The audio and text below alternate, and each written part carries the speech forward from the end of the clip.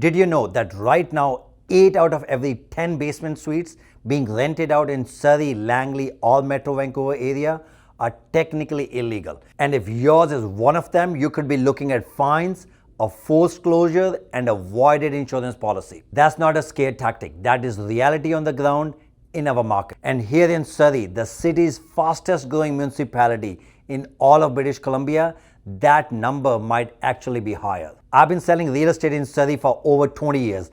I've done more than 1,300 transactions and over $1 billion in sales volume. And I can tell you, the number of buyers and sellers I've seen get blindsided by basement suite issues is staggering. So today I'm going to walk you through everything you need to know about Surrey's legal requirements for basement suites. The rules, the risks, the process, and exactly what to do if your suite isn't legal right now. And these rules might apply very similar to Langley or any Metro Vancouver suites. Hey, I'm Sonny Bhinder, real estate agent and team leader with eXp Realty, and your go-to source for everything in Surrey and Metro Vancouver. Here's something that should concern every homeowner in Surrey.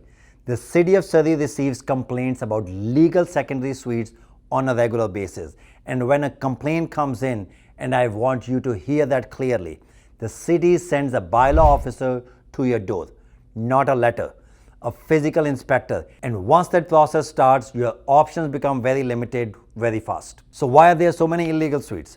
Honestly, it comes down to few things. First, the demand for rental income in Surrey is enormous.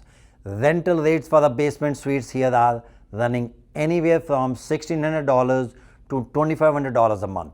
When mortgage costs are as high as they are right now, that extra income feels like a lifeline. So some homeowners take shortcuts.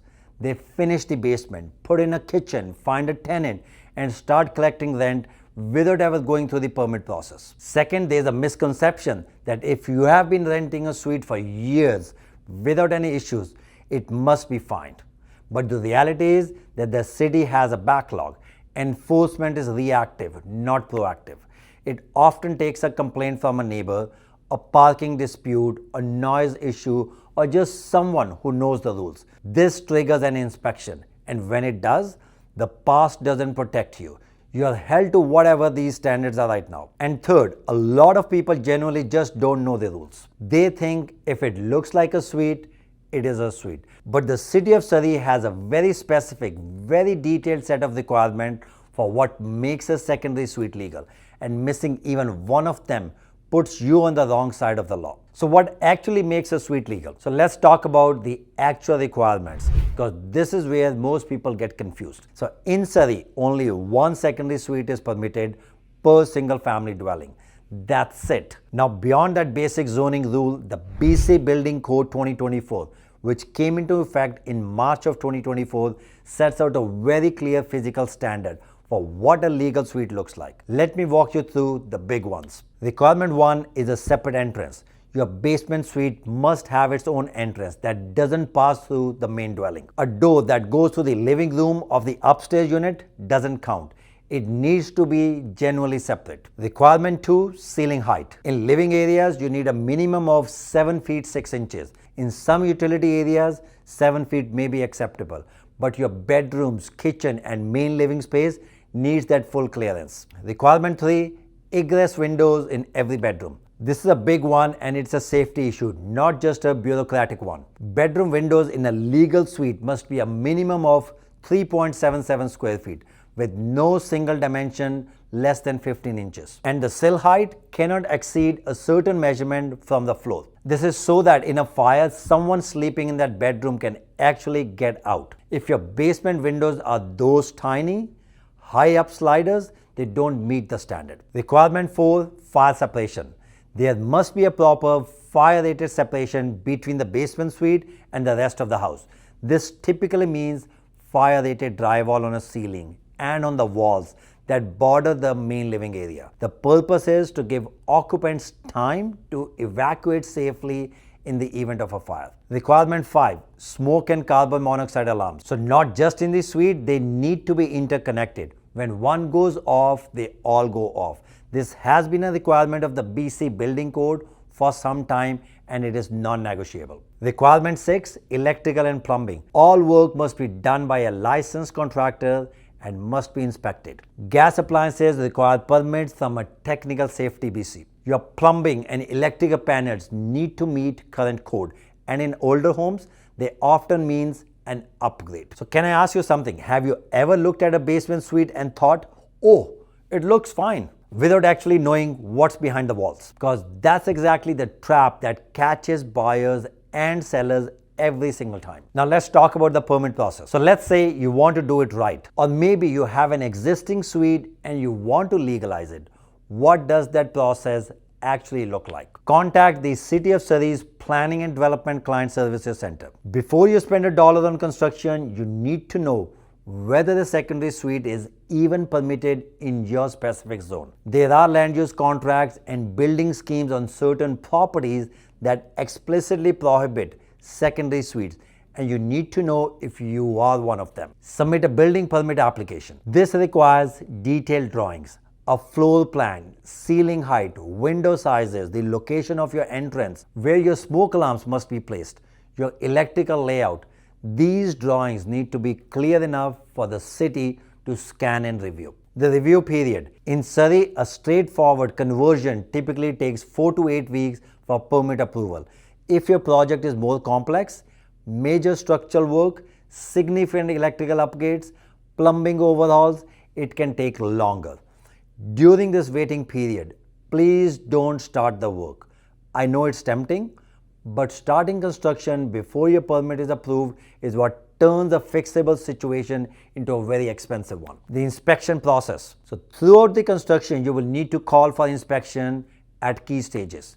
Before drywall goes up on a fire separation, before electrical is closed in, and so on. Every inspection is an opportunity for the city to flag an issue while it is still easy and cheap to fix. Final inspection and occupancy approval. Once you pass the final inspection, your suite is legal. You can rent it out with confidence. Your insurance knows about it. Your mortgage lender can count the income. And when you go to sell, that legal suite is a selling feature, not a liability. Now, how long does all this take and what does it cost? A realistic legalization project, permits, construction, any required upgrades can run anywhere from $25,000 to $60,000 or more, depending on the condition of the space. That sounds like a lot, but compare that to $1,600 to $2,500 a month in legal rental income. A legal suite often pays for itself within 2 to 3 years, and then it keeps generating income for as long as you own the property. Now, I want to be honest with you about what happens when things go wrong,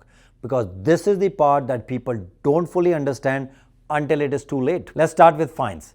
In Surrey, penalties for illegal construction or unauthorized suites typically range from $500 to $2,000 per violation. That sounds manageable, right? And some homeowners have actually treated it that way, paying each fine and continuing construction anyway, treating it like a business expense. But the city has authority to go beyond fines. They can issue work stop orders. They can require you to remove the suite entirely. And if you ignore enforcement notices, the situation can escalate to legal proceedings. Then there's insurance. This one catches people off guard.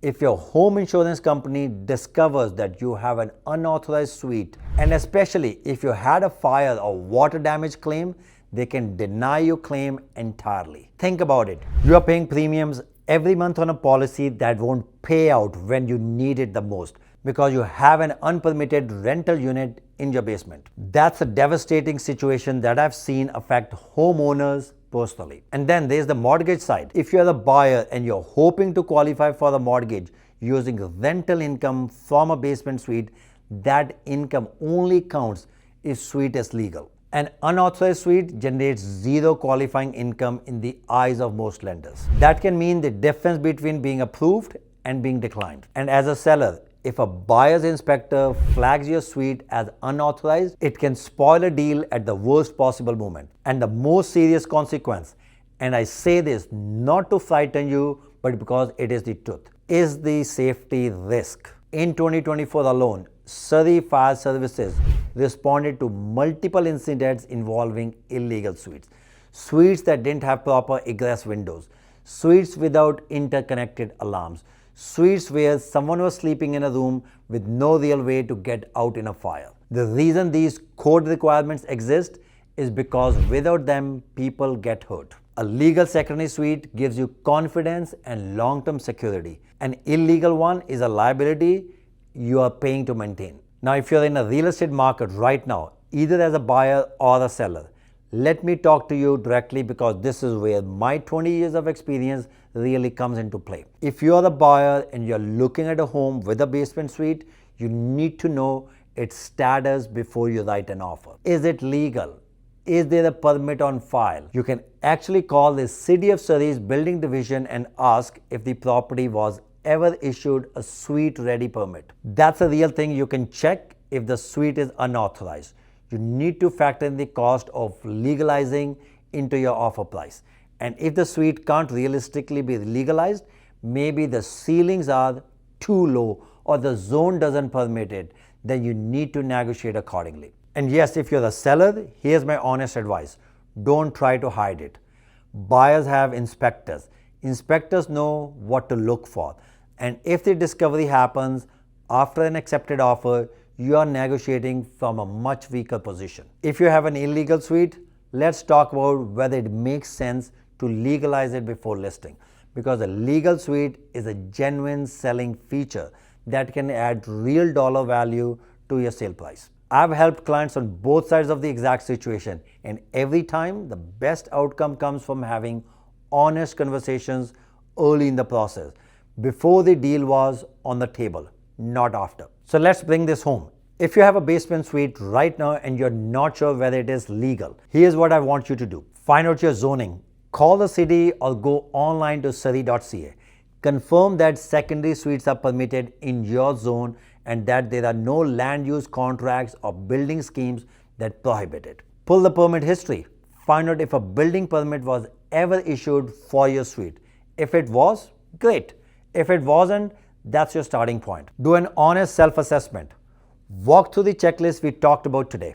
Ceiling height, separate entrance, egress windows, fire separation, interconnected alarms. Where are the gaps? Get a contractor to give you a legalization quote. Before you go to the city, understand what the physical work is going to cost. That number will help you make an informed decision. Submit your permit application and follow the process. Don't start work early.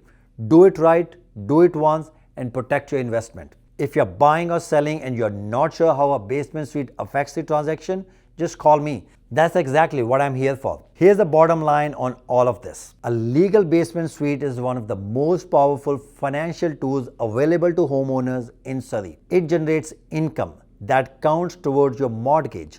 It adds genuine value to your home, and it gives you peace of mind that you, your family, and your tenants are safe. An illegal suite, on the other hand, is a slow burning risk. It might feel fine right now, but one complaint, one claim, one transaction, and a full cost of that shortcut becomes very real very fast. If you're navigating the Surrey real estate market and you have questions about a property with a basement suite, whether you're buying, selling, or just trying to understand your situation, reach out to me directly. My name is Sonny Bhinder and I have been helping people make smart real estate decisions in this market for over 20 years. The link is in the description. Send me a message, let's talk. Before you go, if you found this video helpful, I want to point you to 2 other videos on this channel that I think you want to watch next. The first is my breakdown of Surrey's housing market in 2026. And the second is my video on the new first-time home buyer GST rebate.